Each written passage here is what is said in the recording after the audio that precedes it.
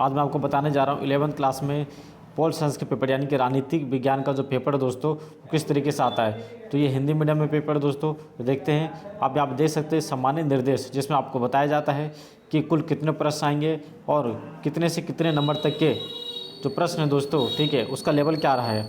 ठीक है, तो चलिए आगे देखते हैं। ये इंग्लिश में इंस्ट्रक्शन है। आगे बढ़ते हैं, खंड का में चलते हैं। ठीक है, तो खंड का में आप देख सकते हैं कि हमारा सबसे पहला जो स्टार्ट होता है खंड का वो होता है एमसीक्यू वाला। इसमें आप देख सकते हैं पहला प्रश्न पूछा गया है, भारत में प्रत्यक्ष लोकतंत्र का उदाहरण बताइए। ठीक है, तो एक प्रश्न यानी कि एक क्वेश्चन और 4 ऑप्शन दिए गए। इसी तरीके से जो शुरुआत में 1 से लेकर 12 तक जो दोस्तों टोटल क्या है वो एमसीक्यू वाले क्वेश्चन पूछे जाते हैं। आप देख सकते हैं अभिकथन और कारण भी है। तो ये भी दोस्तों ये एक तरीके से एक फिक्स हो गया है कि हर पेपर में और हर साल ये आता है अभिकथन और कारण वाला। ठीक है, तो इसको भी आप तैयारी करके जाइए अच्छे से। ठीक है, प्रश्न का लेवल किस तरीके से आता है आप यहाँ पे देख सकते हैं।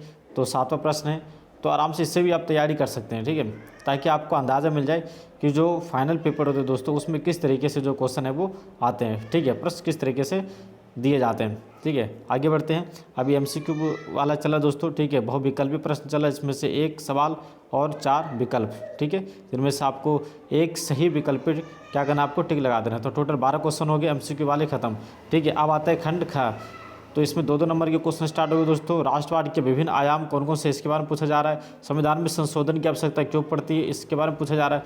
तो अगर आपने बुक्स पर रखा दोस्तों तो बिल्कुल सामान्य तरीके से बिल्कुल आराम से आप इसको कर सकते हैं। ठीक है, कोई पेपर जो दोस्तों वो लेंथी नहीं है और कोई घुमाव नहीं है। ठीक है, चलिए आप देख सकते हैं बिल्कुल वही क्वेश्चन है दोस्तों जो बुक्स में। ठीक है, बुक्स में जो टॉपिक दिए गए टॉपिक को आपने पढ़ा होगा। ठीक है, चैप्टर के अंदर, तो वहीं से इन्होंने क्या किया दोस्तों, प्रश्न बनाए हैं। ठीक है, तो 4 नंबर के क्वेश्चन आ चुके हैं। अब आता है खंड ख। ठीक है, घ।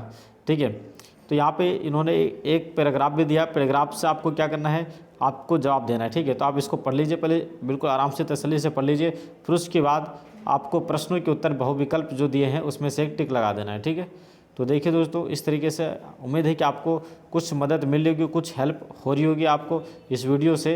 यही हमारा मकसद होता है दोस्तों कि आपको कोई भी चीज़ आने से पहले यानी कि पेपर आने से पहले आपको पूरी तरीके से जानकारी दे देना प्रश्नों के बारे में, क्वेश्चनों के बारे में और एग्ज़ाम के बारे में। ठीक है, सभी चीज़ें।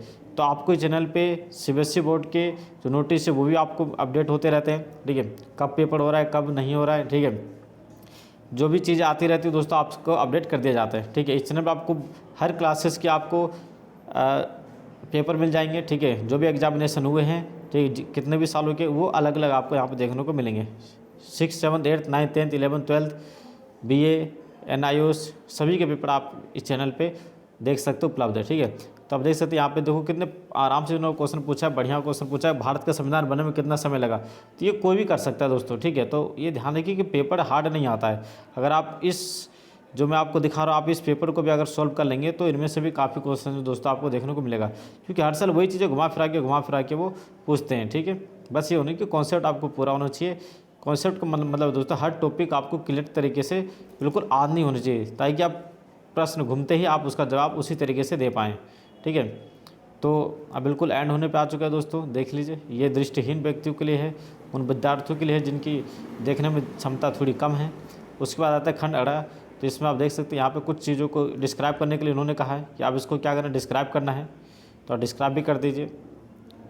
शरणार्थियों की समस्या कौन सी है, देखिए दोस्तों हर चैप्टर से उन्होंने कवर किया है। ठीक है, तो अगर आपने बुक्स भी पढ़ रखी है, अगर नहीं पढ़े तो अगर 10 दिन पहले भी अगर आप पढ़ चुके होंगे ना दोस्तों, तो आप बिल्कुल आराम से जाइए, पेपर दे के आइए, कोई परेशानी कोई दिक्कत होने वाली नहीं है। ठीक है, तो उम्मीद है कि दोस्तों कि आपको ये वीडियो कुछ पसंद आई होगी, मदद मिली होगी, जिससे आप आने वाले जो पेपर दोस्तों एग्जाम है उसमें आप बेहतर प्रदर्शन कर पाएँ। तो मिलते हैं अगले वीडियो में, तब तक के लिए आप अपना ख्याल रखिएगा। ओके, नमस्ते एंड बाय।